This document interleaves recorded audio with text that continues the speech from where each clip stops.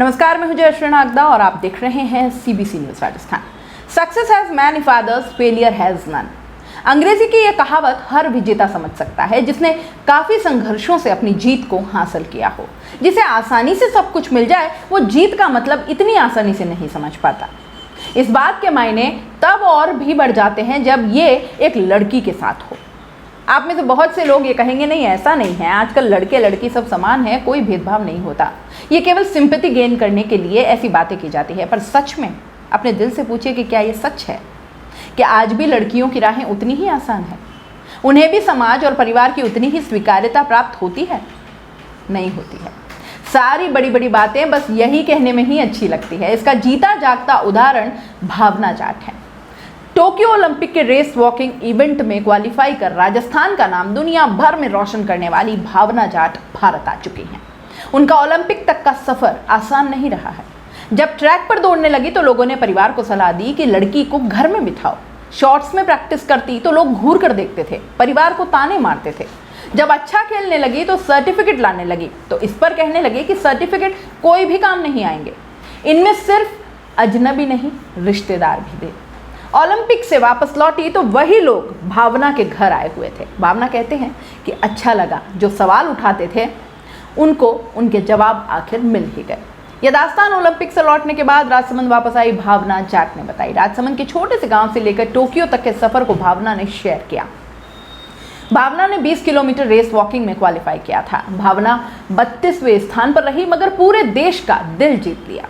भावना ने बताया कि उन्हें एक लड़की होने के चलते और फिर साधारण पृष्ठभूमि होने के चलते किन दिक्कतों का सामना करना पड़ा।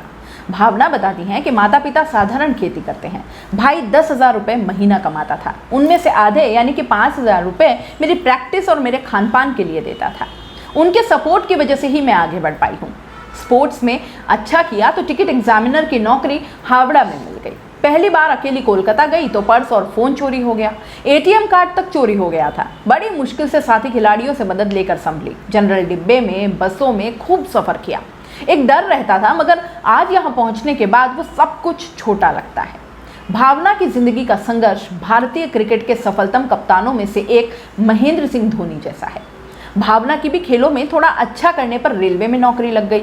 हावड़ा में टिकट एग्जामिनर की नौकरी मिल गई। भावना बताती है कि धोनी की नौकरी खड़गपुर में लगी थी, वो यहाँ से 2 घंटे की दूरी पर है। दिन भर नौकरी करती, फिर आकर खुद के लिए खाना बनाना और फिर प्रैक्टिस करना, ये बड़ा मुश्किल होता है। धोनी ने तो नौकरी छोड़ दी थी, लेकिन मेरी तो ये स्थिति भी नहीं थी कि मैं नौकरी छोड़ दूं, परिवार की जिम्मेदारियां जो थी। भावना बताती हैं कि नेशनल लेवल पर अच्छा परफॉर्म करने पर रेलवे से 303 दिन की छुट्टी मिलती है। क्वालिफिकेशन के लिए सीनियर डीसीएम से छुट्टी मांग रही थी मगर छुट्टी नहीं दी। सिर्फ 3 महीने बचे थे, ऐसे में विदाउट पेमेंट पर छोड़ कर आ गई। क्वालिफाई करके ओलंपिक गई तो मुझे अब विदाउट पेमेंट नहीं किया। अपनी तैयारी और खान पान के लिए भावना ने रेलवे से 7 लाख का लोन लिया है। लोन अब भी चल रहा है। उनकी तनख्वाह से 16,000 रुपये महीने की किश्त अब भी जाती है। 25 साल की भावना की खेल कोटे में नौकरी लग गई। तब उन्होंने सुखाड़िया यूनिवर्सिटी में बीए डिग्री करने के लिए एडमिशन लिया। नौकरी हावड़ा में लगी थी, ऐसे में उदयपुर रहकर पढ़ाई करना मुमकिन नहीं था।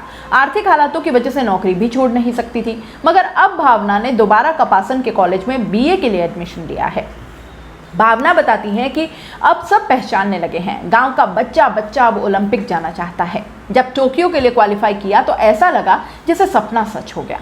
अब हर सामान्य खिलाड़ी का यह सपना है। तो क्या अब भी आप कहेंगे कि अवसर सभी के लिए समान है?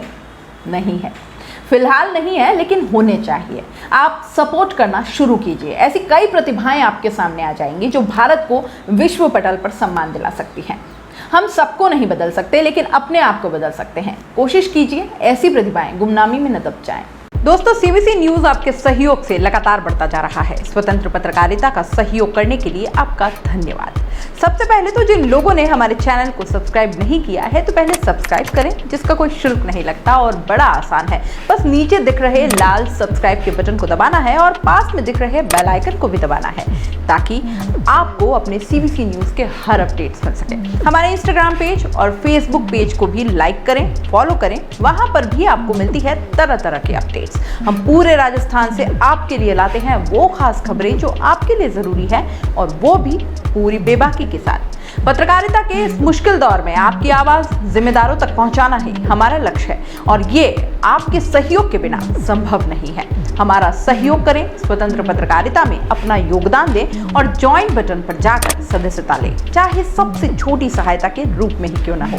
जनता की बेबाक आवाज बने रहें, उसके लिए सहयोग आपको ही करना है। सब्सक्राइब करिए और ज्वाइन बटन पर क्लिक कर सदस्यता ग्रहण कीजिए।